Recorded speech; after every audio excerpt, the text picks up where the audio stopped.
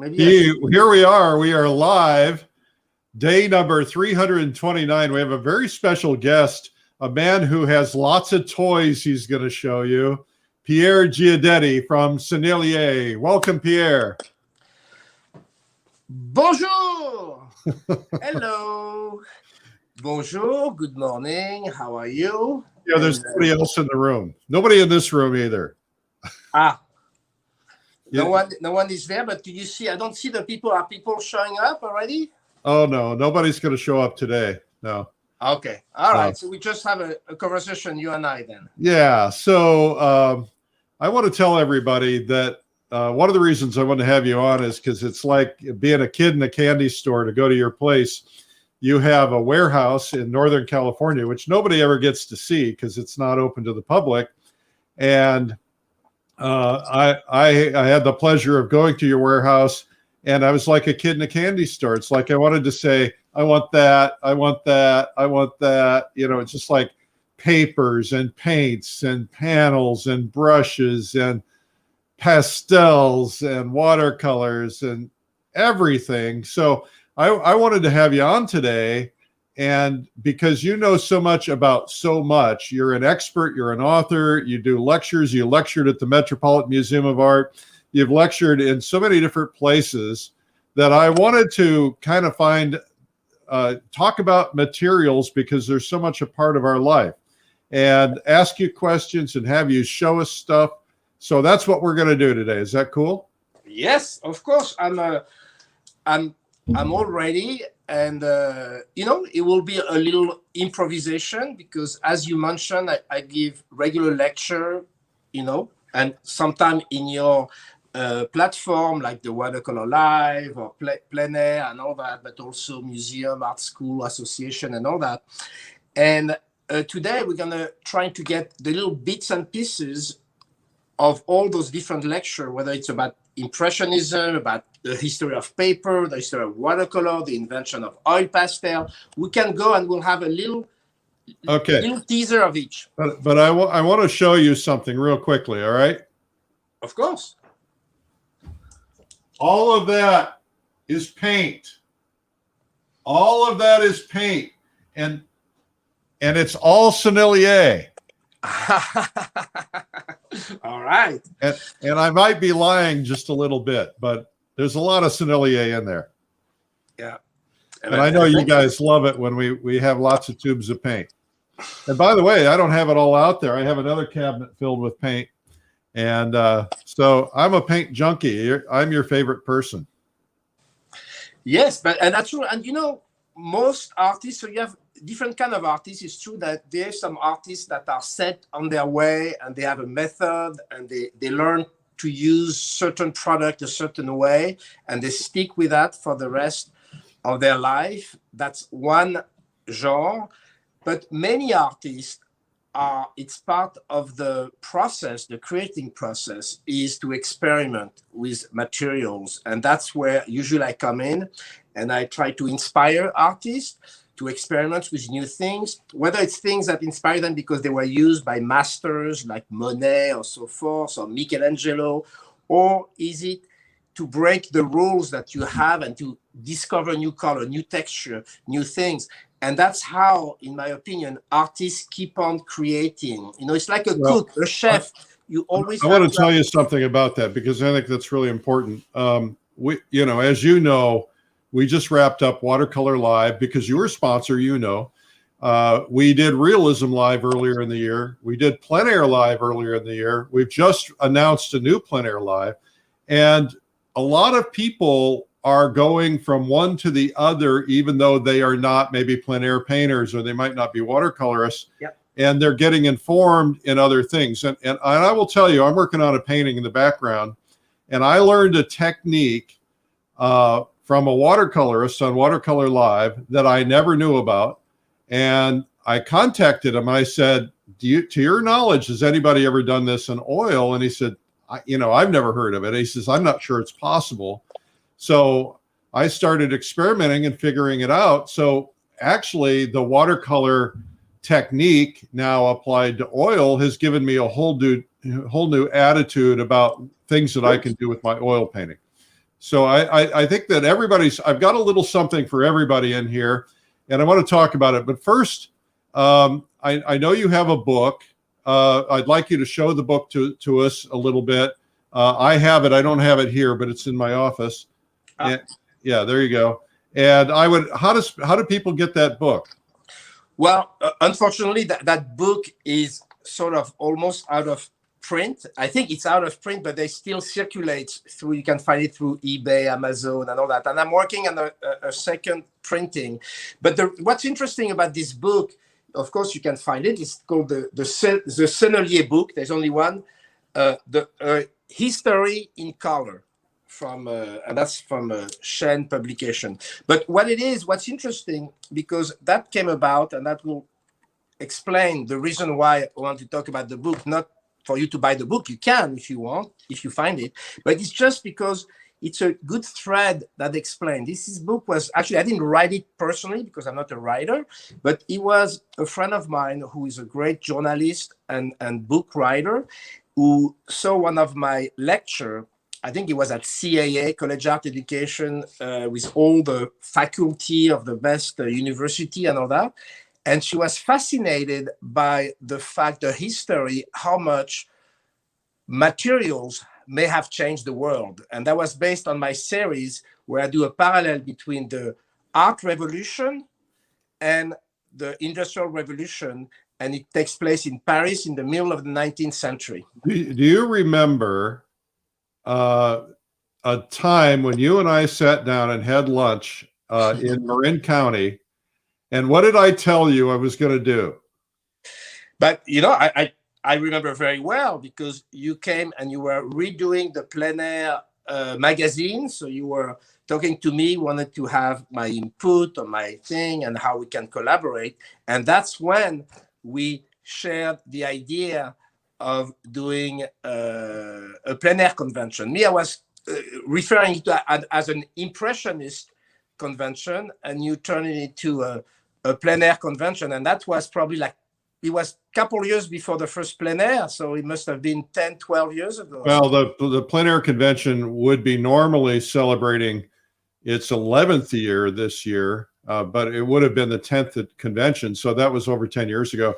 At that meeting, you asked my advice on a couple of things. And one of the things I discovered in talking to you that I think is important is that your paint was the original paint of the Impressionists. And I always used to say to you, remember, I'd say, you should put a picture of Monet on your advertising, and you should talk about how you can still buy the original paint of the Impressionists. And you've done some of that since then. So I want to start there, because we have not even explained to a lot of people here what Sennelier is. So Sennelier is a paint company from Paris. That store is still there. I've been in that store many times. It's across the street from the Louvre, right? Yeah. So this store, that's the Sennelier store. Like you said, it's still almost exactly the same today. In this one, you see there was horses at the time. Hold it still so we can see it. Hold on. It's right in front of you, right there. Yeah. Now, Sennelier was the original, what they called color man for a lot of those artists, where he would grind the colors and provide the colors. Yes. Exactly. So what happened in the middle of the 19th century, as many people know, Paris was the capital of the fine art. People from all over the world will come and teach or study in Paris or show in Paris or visit and all that.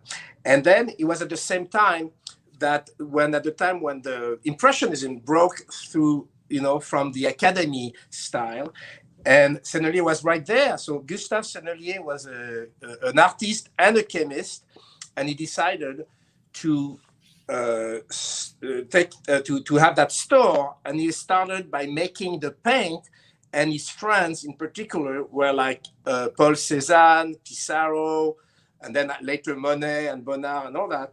And basically, he put together his chemical.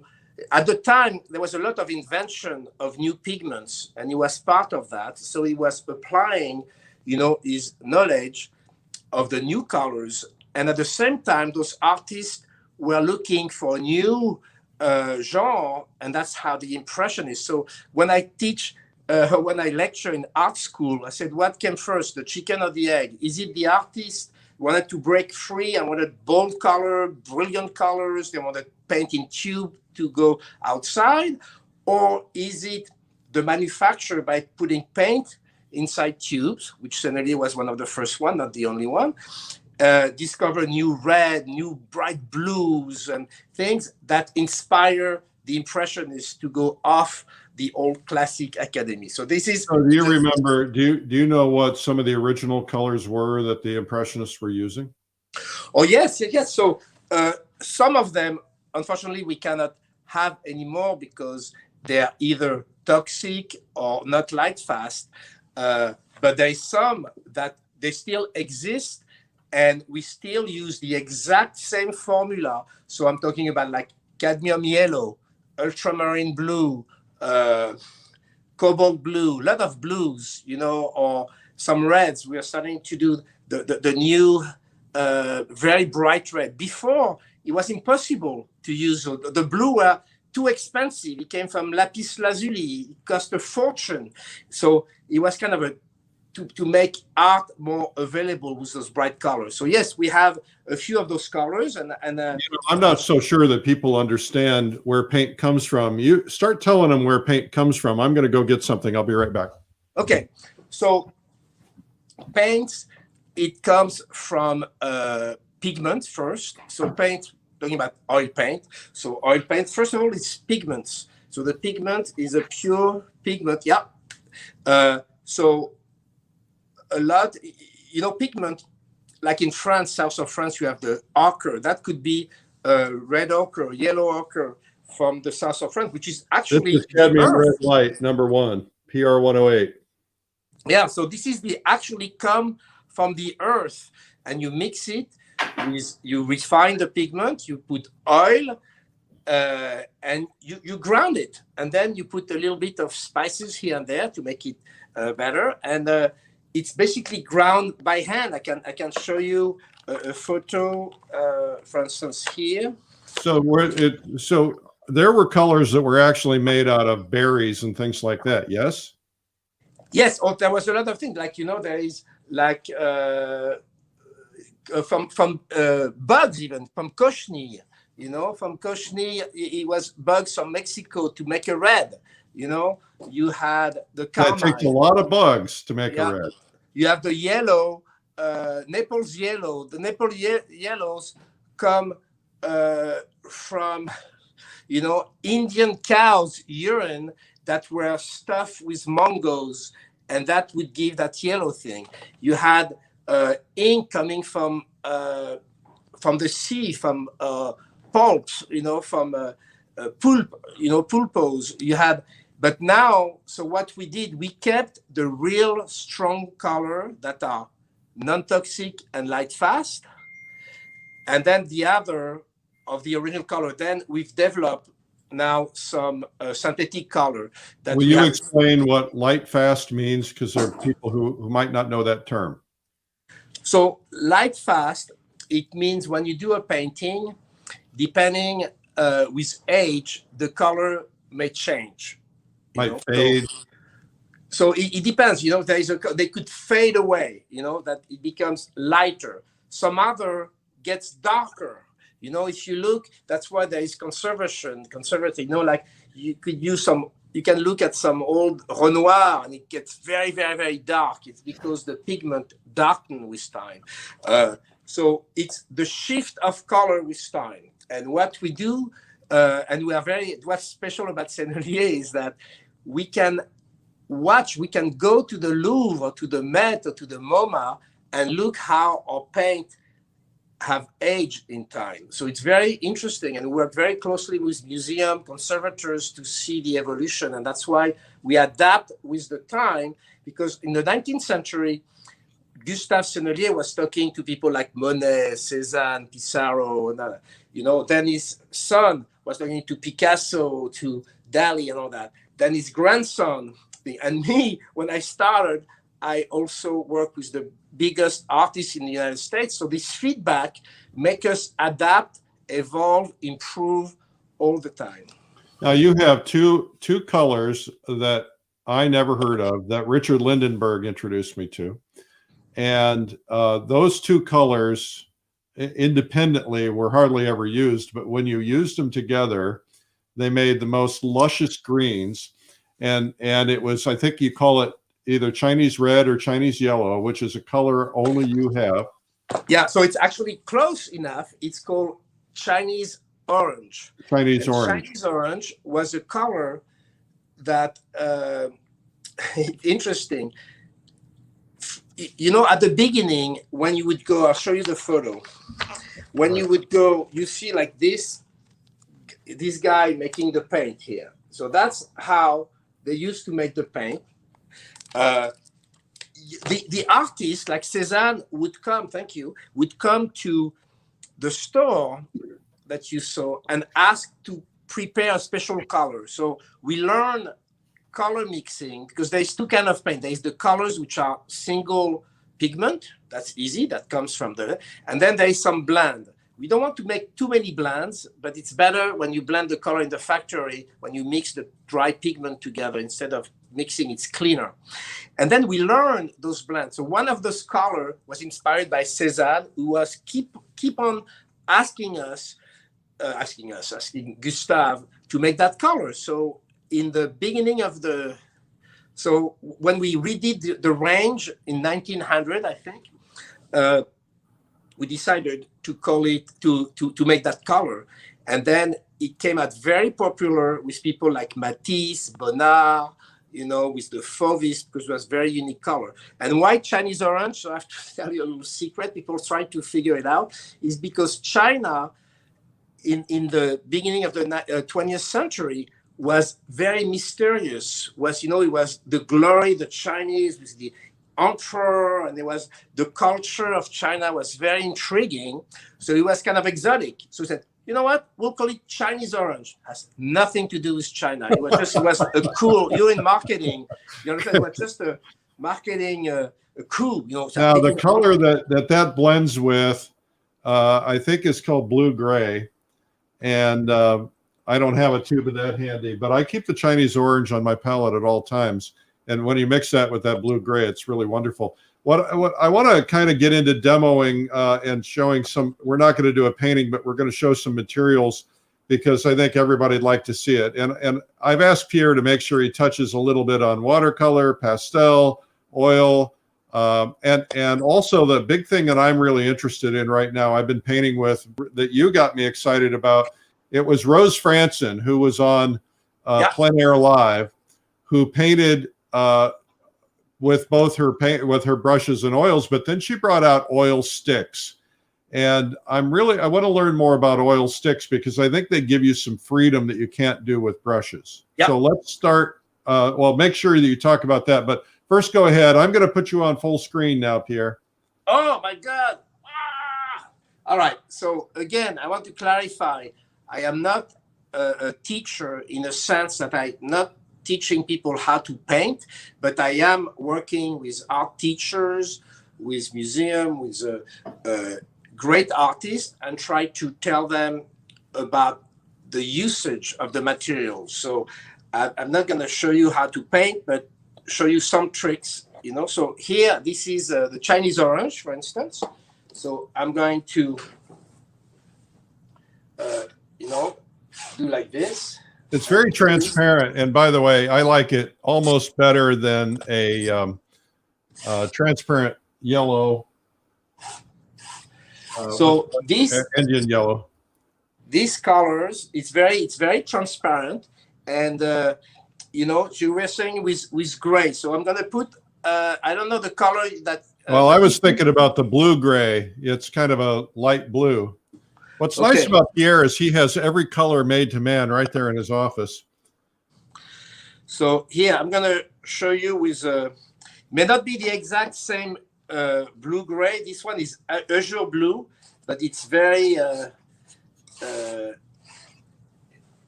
when you mix it together, it gives you that very... Very rich, very rich greens. So, and that's the thing. The Chinese orange at the beginning, people didn't know what it was, and said, "Oh, but I don't use that color." Until some very famous painter that you know you can see the transparency and how it mixes and gives you that rich thing. So, what's the Chinese orange? So, some people like it. So, just let me tell you that Chinese orange was used by Cézanne to paint the earth around Montagne Sainte-Victoire in Aix-en-Provence, because he gave that earth tone, reddish earth tone.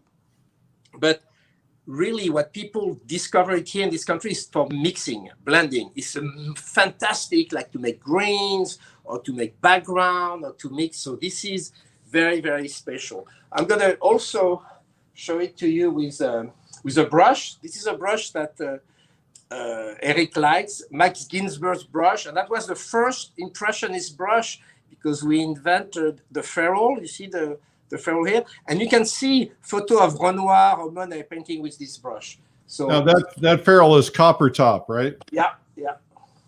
So you see how you do that. One of the color which is interesting. What's the brand of that brush? That's a Raphael. It's a Raphael. Is called Paris Classic. And show the top, because they can spot it, because it's the only brush made with copper. Yeah, it's made with copper, and you see that shape. It's called filbert.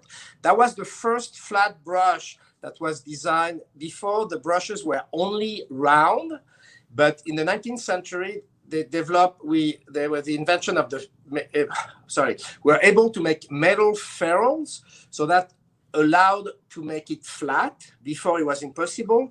But this is halfway between round and flat, was filbert. Usé bombé. It looks like a brush used. Usé bombé in French, it means, bulky and used. Yeah. And for Raphael, just to let you know, it's the oldest brush. They've been making brush since 1793. Max Ginsberg called me. He was giving me some advice on my self-portrait. And he was telling me, he said, "Eric, you have to get this brush." He said, "This brush, the bristles in it move color so beautifully." So I immediately went out and bought them. They're not cheap, but they're really good. So about that, it's interesting. The hair is different. The reason he's saying that, because most of other hog bristles are made with what they call, they are curve, they are interlocked. This is a triple boiled, so the hair are flat, and you have flags at the end of the tip. So I understand they're hogs that only eat peanut butter. Yes, exactly. Yeah. So I want to interrupt just real quickly while you're moving on to the next thing, because we want to make sure we have plenty of time for everything. My name's Eric Rhoads. I'm publisher of Fine Art Connoisseur and Plein Air magazine. This is day number 329 since quarantines began. We've been here every day. Yesterday's winner of the easel brush clip is Robin Rogers Cloud from California. So congratulations to Robin. Today we're giving away a digital subscription, a one-year subscription to Plein Air magazine's digital edition. Plein Air's #1 selling art magazine in America, and the digital editions have 20% more content than the print. So most people have both. So that's what you win. And the way to win is to leave a comment. And please tell us where you're watching from. And if you're new today, just tell us that you're new. We'd like to know that. And then back to Pierre. Yes. So here we're going to move off oil, because you want me to talk, about many other things. But I just want to show you one of my also very special color, which we are very known for our blue. Look at this cobalt blue. We have the purest cobalt blue. What you have to understand is each paint manufacturer choose their pigment. There is often not a standard in color. So it's very important. Don't expect from the name of a color from one brand to another. There is no standard. So each manufacturer have their own vibration, their own hue, their own depth. And so it's very important. Like the little story, I know very well the Sennelier family, which I'm considered family with them. And he was telling me, that was the kind of discussion in at dinner table between the grandfather, the son, the father, about, oh, what do you think of this color? Picasso likes it like this, but I really prefer it like that, and that's about how to choose. So it's very important to trust a brand that are able to provide you pure colors. So anyway, do you want to move on to other things? Well, yeah, I want to talk about oil pastels. Okay. All right. So, but so if you don't mind, if we do chronologically, there is something that happened because oil pastel, we invented it in the middle of 20th century. But there's something else we did before, which I want to show because it's a kind of a interesting story. Is in I think it was in 1899. There is Edgar Degas, the artist Degas, came to the store and said, "Oh, I love your paint, I love your colors, but now I want to do pastels because I want to go and paint the ballerinas, the dancer, and I cannot really carry oil." So he asked us, and I'll show you a photo, and he asked us to make pastels. And that's how we started making here. It's coming here. So look at this. So this is Degas. And you can see our color. Our pastels are exactly the colors is used. So this is the pastels, which, the most important, the best one I would recommend is the Paris collection. It's 120 colors. And look at this. Look at the depth of these colors. Look at this. Look at this. Pastel is the most pure colors. It's 100% pure pigment. Look at this. Wow. This is, people forget. It vibrates. So look up. Wow. I don't have a set of pastels. That's beautiful. So, it's for the little story. Sometimes when I demonstrate that in art school, people think I'm a genius artist. Yes, you are. You're genius. And they want to buy my painting. And I have to say, no, they're not for sale. But just to show you, it's like cooking. If you buy the beautiful tomatoes, heirloom, organic, you make the salad, it tastes good. It doesn't take a genius. So when you start with pure pigment, beautiful colors, trust me, it makes it much easier for you. So anyway, that was a little pastel story. Well, what do you think I should do? You think there's enough interest I should do pastel live?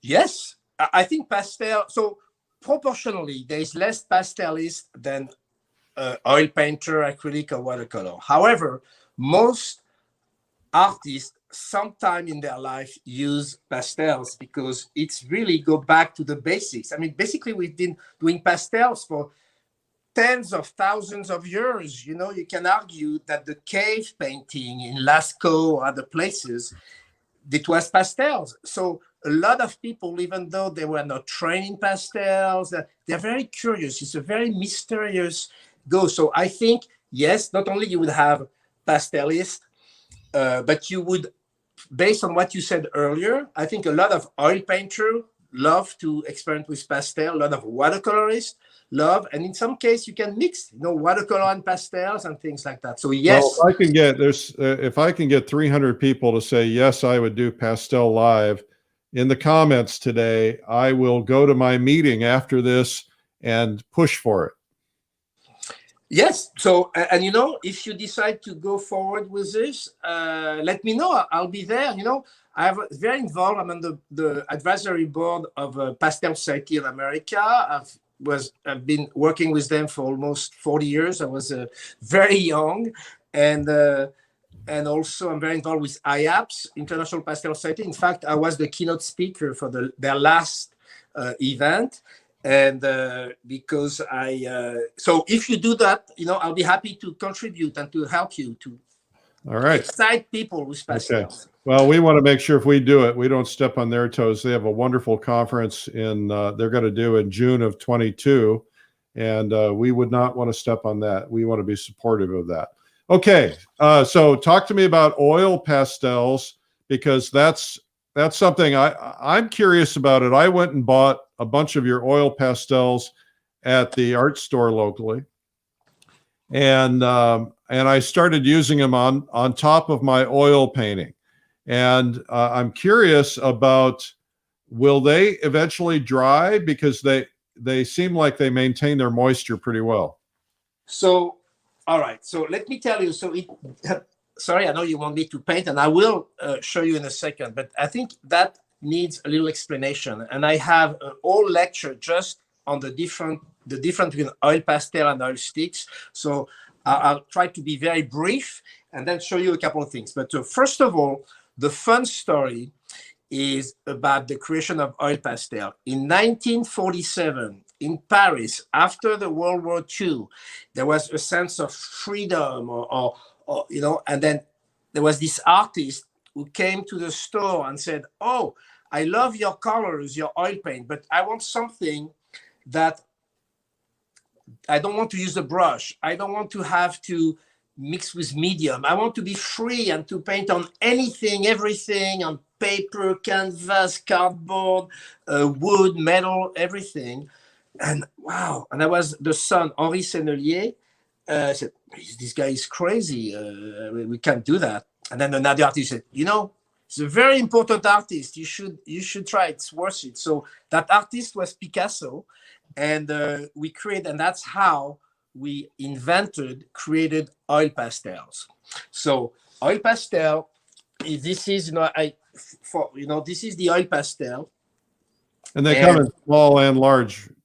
Yeah, this is the larger one for the year, but this is the medium size. We have a small size, regular stick. I have some there, but this one is more photogenic. So there is the oil pastel. And then later, I was working with people like Frank Stella, with people like de Kooning and people like that. And because they were using this oil pastel on their sculpture, it was the origin of mixed media. And then we decided to also develop a new line. So that was in the 80s, of oil sticks. So there is a difference. So what's the difference between an oil stick and an oil pastel? So the oil pastel doesn't dry fully. Because it doesn't dry, it doesn't oxidize. So you can paint on everything. It will never crack. It will never peel off. So then it's very permanent. But when you do an oil pastels, it won't dry all the way deep. The surface will dry a little bit, but it will never totally dry. So people are self-conscious. They like to put glass and all that. So the advantage, you can work on everything, anything, over anything. And the challenge, it doesn't dry fully inside. But you have tricks to make it dry. When you mix it with oil medium, or if you mix it with your paint, it will dry inside. But you never paint over an oil pastel. That's very important.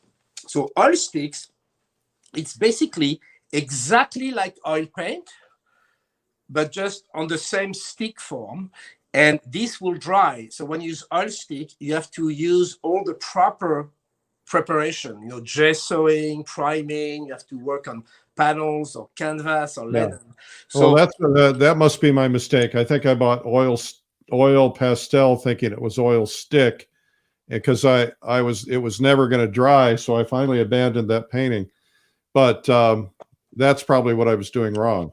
So can you show us real quickly? People are saying in the comments they want to see oil sticks and oil pastels. So here, for instance, I'll show you here. I was just practicing earlier. So again, I'm going to show you the freedom. I'm not going to show you how to draw something, but you can. First of all, it's very gestural, so you can use your body. It's an extension of your arm, so there is no thing in between. There is no brush, no medium, no oil, nothing. You go straight. So it's very pleasant. And, you know, and you can do layers. You know, you can do layers like this. And then I'll take another color. And then you can really experiment. You know, do like this.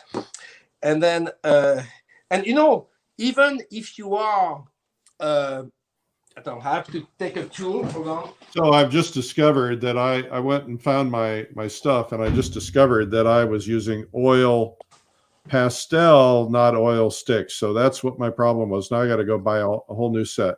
So I know a lot of people do realism, you know, and that's okay. But even like Rose, for instance, or other people use that for background, because you can do very interesting effect. You see, you can mix, you can do a lot of fun because they. So is that oil? What is that? Is that oil pastel or is that oil stick? This one is oil pastel. Okay. And now show us oil stick, because we're going to run out of time. We're at 35 minutes already. Ah, all right. I got to keep you on. I got to keep this train on track here. So oil stick, but basically, you know, it's actually on here on live. Honestly, you won't see the difference. So it's, you know, there is not really a point to demonstrate it since we are out of time, because basically oil pastel and oil stick are very similar in the way you use it. It's just on what surface you're using them. Okay, so I can put it over my oil paint, and then are they archival? Yes, oh, absolutely. No, all the product we do, we are fully archival. The oil pastel are very archival as well. And if you have oil pastel over your paint, don't throw away your painting. You can remix or put a little medium, and then it would cure inside the oil paint. So don't throw away your painting. But next time, do. Well, there's another reason to throw it away. Yeah, but Rose would be the best. If you want to see real oil stick used, I would defer to Rose, and I think she made a video with you, so I would highly recommend you check her out. She's fantastic. You know, I met her it's just, she's a fantastic lady, a good person as well. So how much time do we have? Because we wanted to talk about watercolor. 25 minutes. So watercolor, let me show you. So watercolor, something interesting about watercolors, and I have, I was talking to a few people at your watercolor live, and it was very interesting. We have very good conversation. So our watercolors was first, you have to imagine, you know, actually I just wrote an article about that, how watercolors crossed the channel in the 19th century. The watercolor was invented in England for people like Turner, Cotman, Reeve, and all that. And then, but he was a little subdued, a little, you know, not very bright or luminous color, because England is sort of like that a little bit. So then when he crossed the channel, the Impressionists started to discover these watercolors, but since they were so into those bright, luminous, bold color, we made a watercolor like that. And that became the French style watercolor. And we use honey, and the honey makes it very luscious, very bright, luminous, and transparent. And you use honey as a binder to keep it together? Yes. So watercolor is a pigment, water, a little bit of gum arabic. The gum arabic is kind of the glue, but the honey, has many different purposes. It gives, first of all, it's antiseptic, it's natural, so we don't have to use any preservative, any chemical, because honey protect the paint. You know, since you use water, there's always a risk of bacteria or things. So to conserve the paint, so honey is great.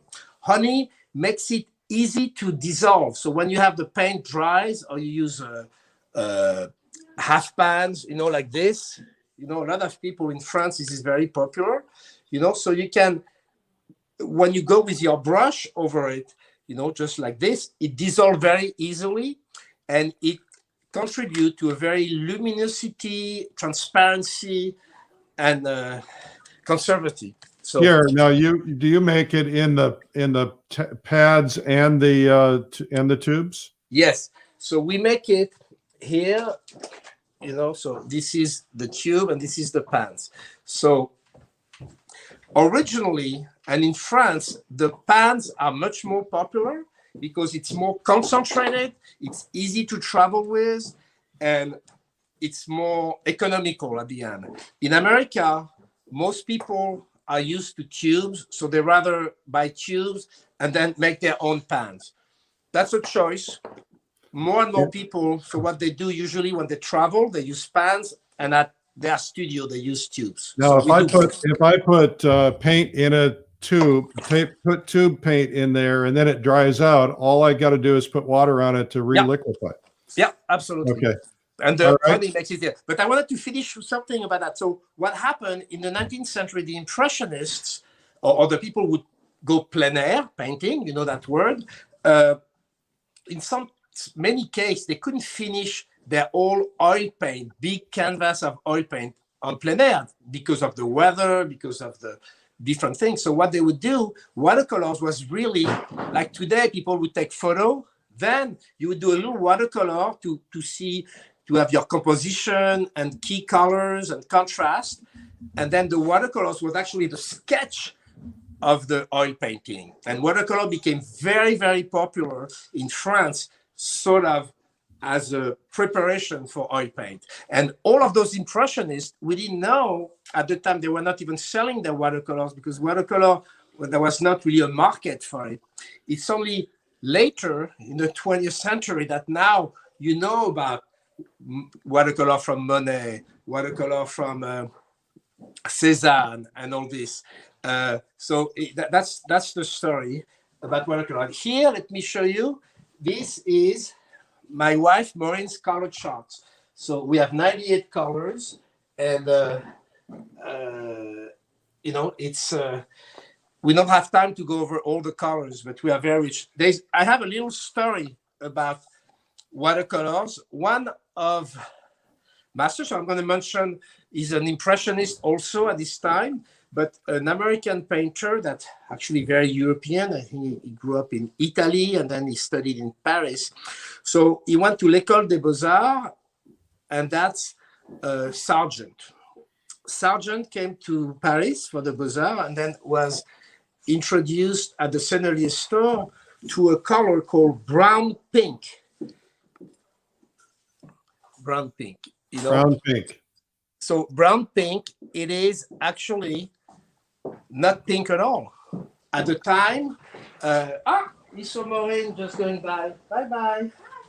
Maureen, she's the artist. I asked her for her to demonstrate. But anyways, brown pink, it's actually pink in the old days, in the 19th century. It was not used to describe pink, the color. Pink was sort of meant yellow. So brown pink is not pink. And then he discovered that. And ever since, you can see in his writing, in his books and stuff, he refers often to the brown pink. And the brown pink, if you want, I can show you quickly. Okay. It's kind of interesting colors. Again, it's an earth stone. So here, I'm going to do it like this. Up, I'm going to put some... and this, I'm using a rough paper because a lot of people don't know about rough. What kind of brush is that? This is an Isabelle scroll. And look, and the scroll is the finest hair in the world that allows you to keep a lot. You see how I don't need to put the brushes in the water. It carries all the water. This is my favorite brush. I thought sable was the finest. No. So the finest, so it depends what you call finest. So you see that color? So it's used a lot. If you look at Sargent, a lot of his background, and you can see reference of this color, brown pink. Since then, we found that other companies have.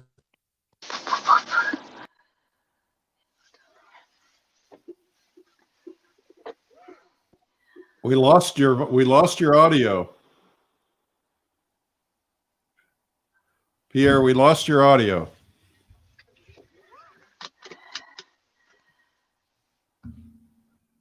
I'm going to take him out, bring him back in, see if it matters. We can't hear you. He can't hear you. No. Okay, can you guys hear him? Because I can't hear him.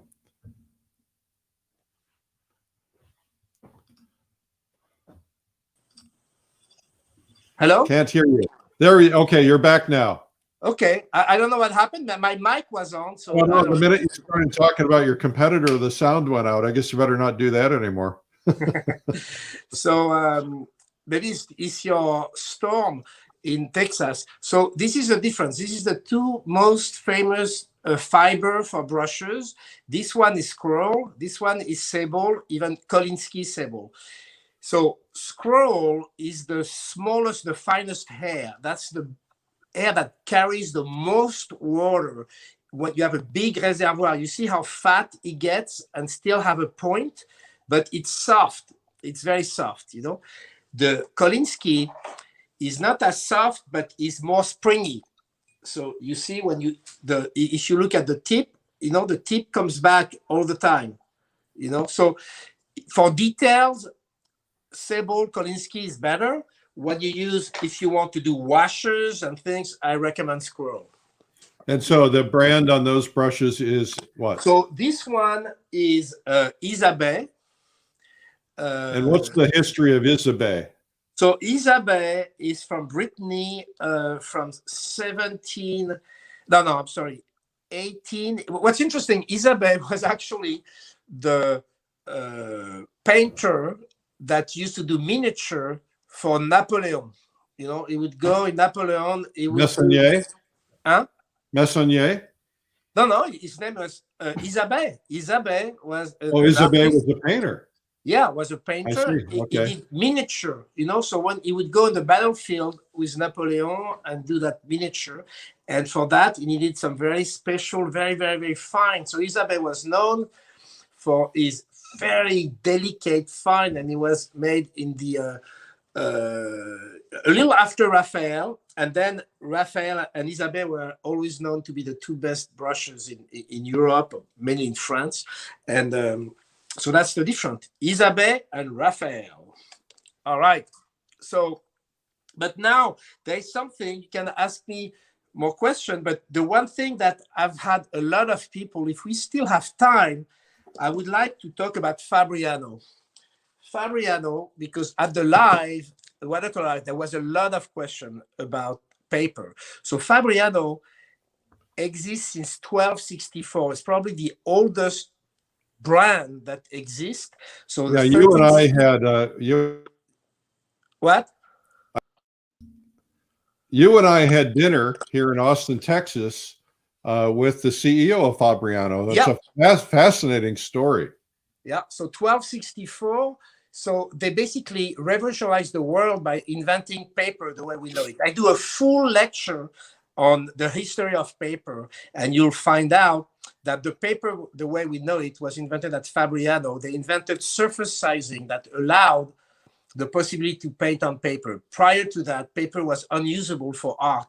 So, you know, in the 1264, imagine in the 13th century, Fabriano, that little town of 20,000 people, was like the hub, like the Silicon Valley of today, because with that invention, it was how now open up communication in the world, whether it's for love letter, romantic, whether it's religious with the Pope, whether it was politic, whether it was business. It changed the world, and that all started at Fabriano.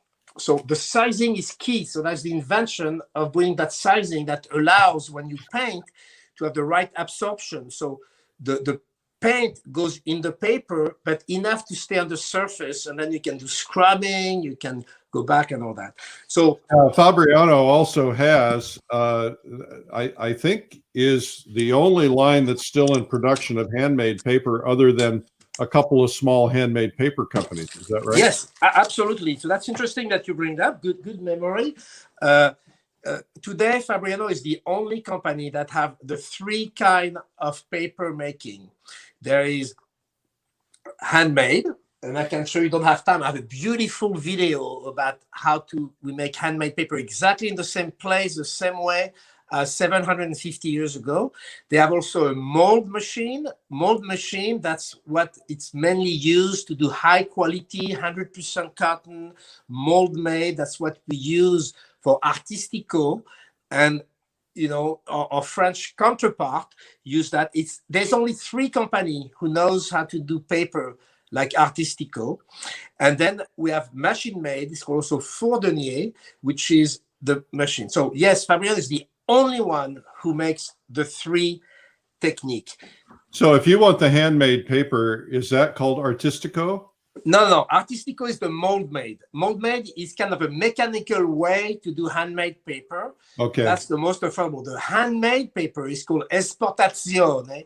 It's called esportazione. No, exportation. It's very expensive, but it's called exportation because we were the first we used to export it to England. When the English invented watercolor, the late 18th century, Fabriano was providing the paper. That's why it's called exportation, because it was the beginning of exporting paper. So we're down to about our last 3 or 4 minutes. So you're running out of time. What else you got to show us?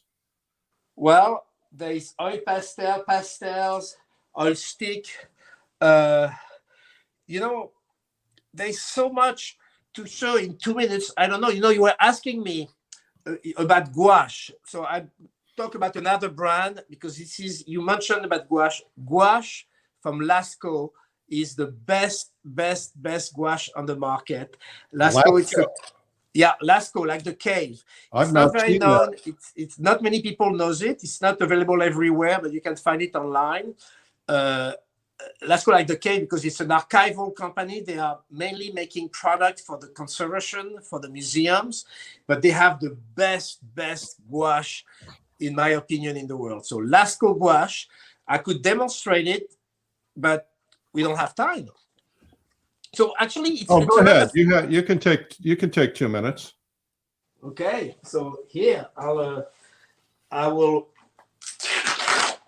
So our guest today is Pierre Guidetti from Sennelier, and he's a distributor actually, and has a number of different products.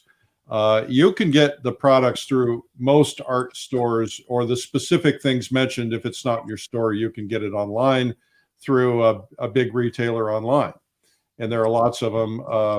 So maybe Pierre can tell you where his stuff can all be found. Yeah. So just to clarify, and it's okay, you know a lot of people. So just to clarify, Pierre, I'm the co-founder of the company Savoir Faire with my wife. And Savoir Faire, we started a company. I dropped out of school to do that.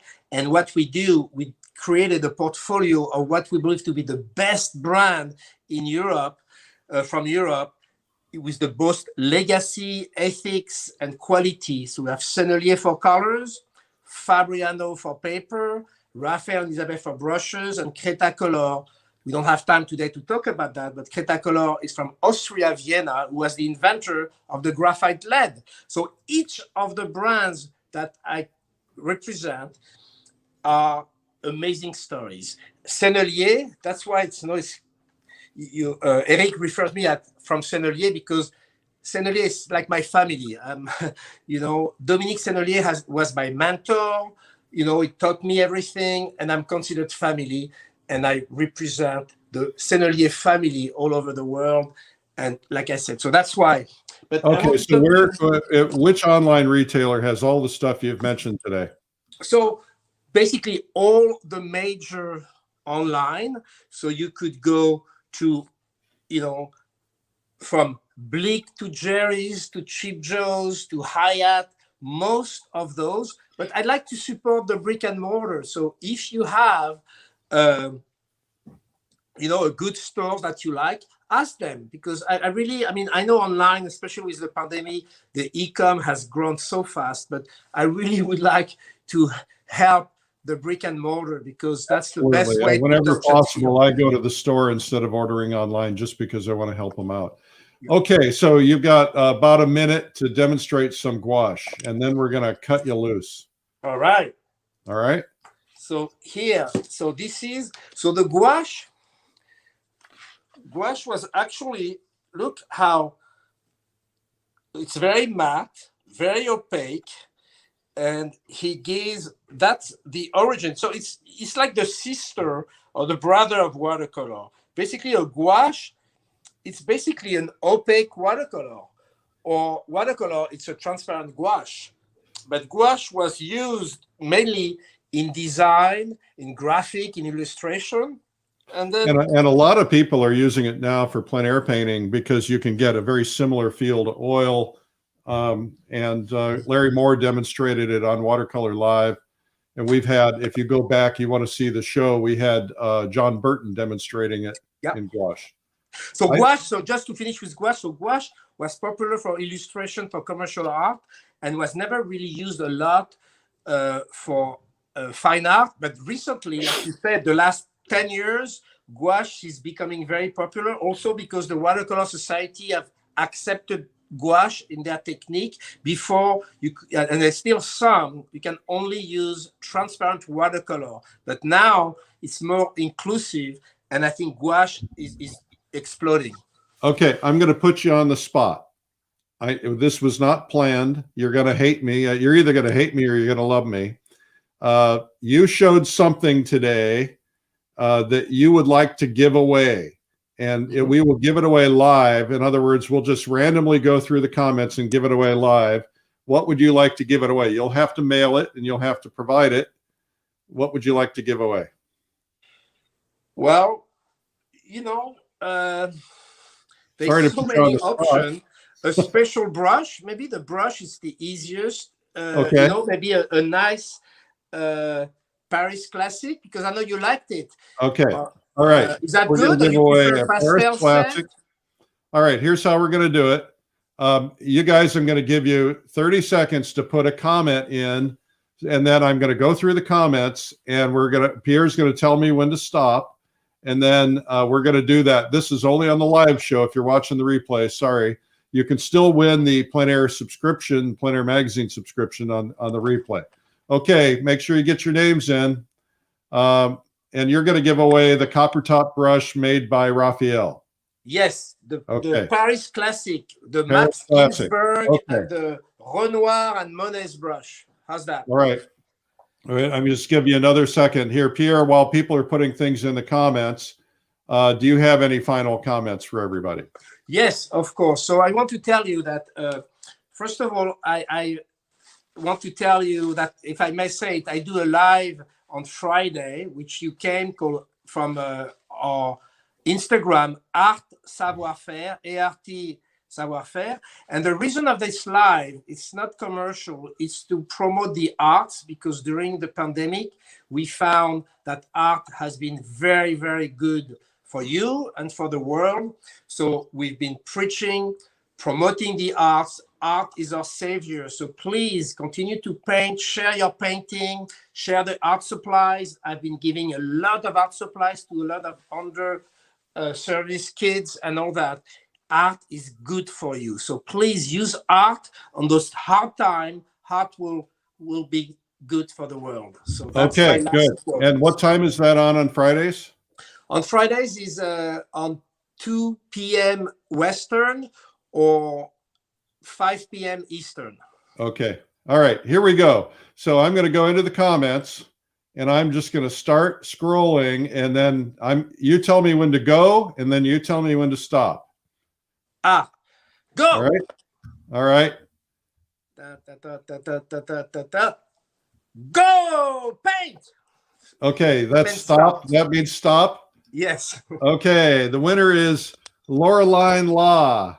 Laureline Law. So Laureline, you're going to have to reach out to me on Facebook Messenger, and then I'll send the message with your address and everything to Pierre so that you can get the copper top brush. All right, Pierre, that's very generous of you. Thank you very much. Sorry to put you on the spot. We didn't plan that. No, but it's okay. We've done that before. Yeah. You know? And well, Pierre, thank you so much for all you do for the arts. You know, you're a great historian. You're a great supporter of the arts. You've brought in, you and your wife started this company to bring products into America that we otherwise wouldn't have had. And you have just been a huge proponent of the arts. And we want to just say thank you. I hope everybody will give thumbs up and applause to Pierre.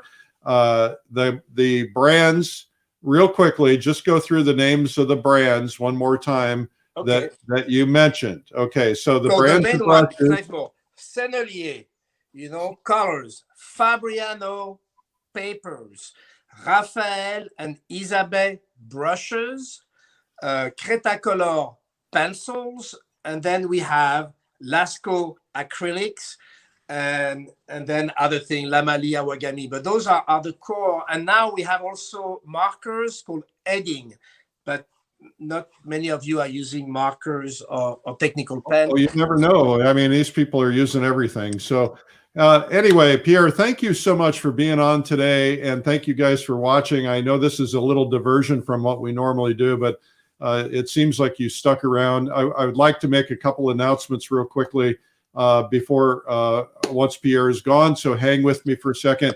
Pierre, okay, go paint. And thank you so much, by the way, for sponsoring Watercolor Live and Plein Air Live and Realism Live. And we're looking forward to having you back for some other things. I want to tell people that in the comments, if at the end of the day, after the replays, if I count at least 300 people who say, yes, they're interested in Pastel Live, I'll put it in front of my board and see if they're willing to do it. But I got to have a minimum of 300 just to even think about it, because of that'll cover some of the cost. All right. Pierre, thank you so much. All right. My name is Eric Rhoads. I'm publisher of Fine Art Connoisseur in Plein Air Magazine. A couple of things for you. First off, we're here every day at 12 noon. We do it. We've done it 329 days now since the pandemic started. We want to be here to kind of keep you upbeat and feeling good. We also, every day at 3 p.m., we're giving you an art tutorial. Today's art tutorial is Ryan Brown painting classic portraits. He's going to teach you how he did this painting. And that'll be on today at 3 p.m. And you'll get a chance to see this video that we produced, part of that video. Tomorrow's guest is going to be Susie Heyer. And you're going to get a chance to see how Susie paints. And the last but not least is a couple of things. I'm going to play two things for you. And if you'll just hang there and watch them, I think you'll find them fascinating. Are you an artist who's trying to get to the next level? Learning to paint can be frustrating. And we've met artists who have attended lots of workshops and watched lots of videos, but feel they do not make fast enough progress. Don't feel badly. It's not you. You see, scientists have recently discovered that learning itself is a science. To learn better, instructors need to employ these new scientific discoveries. It turns out that the way you present information helps you retain more.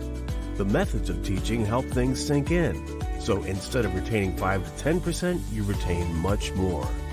Now the world has turned to Zoom teaching, which sometimes makes learning harder, thus compounding the problem of learning.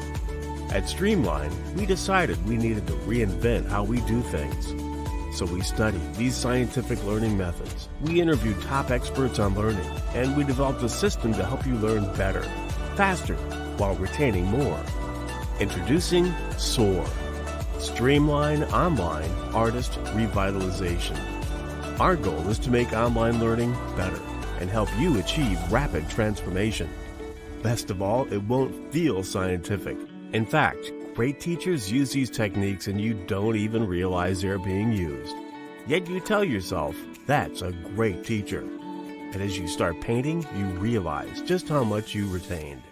As a result, you'll transform your painting and you'll do it faster. And the more you practice, the more ideas will positively impact your painting. You'll be painting better. You'll feel less frustrated. You'll retain more. You'll make faster progress. And you'll be much more satisfied with your painting. Streamline is introducing a series of SOAR workshops featuring top artists who'll be employing these learning techniques. These workshops will not only make you stronger, faster, they will also have new workshop features, like the ability to invest in a one-day pass, and private Facebook pages to communicate with the instructor and fellow students. And there are even follow-up sessions for 3 months following the workshop to reinforce certain concepts. Watch your email for upcoming SOAR workshops from Streamline. The first SOAR workshop we're going to do is going to be the great Bill Davidson. It's a 4-day online workshop. Go to soarworkshops.com to check it out. I was going to play something else, but I don't want to keep you around, so we'll play it some other time. Thanks again to Pierre Guidetti from Sennelier and Savoir Faire. It was really informative. I want to thank you for being here. Remind you that we have a free gift for you if you are new to us today. We have a free 2-hour video for you, 97 tips, 97 amazing painting secrets. And we're going to take this off the market soon because we've got something new coming out. So grab it. Also want to tell you that our plein air convention is now officially canceled for this year. We cannot do it and feel like we can do it safely. So instead, we're going to be doing plein air live. And we have a deadline on the 28th of February to get the lowest price. It's still going to be a low price, but sign up by February 28th to get the lowest, and that's Plein Air Live. I'd like to ask you to follow me. My name is Eric Rhoads. Just go over to Instagram and follow me. That would be really terrific. And thank you for watching. We'll see you tomorrow, and we will see you every day at 12 noon.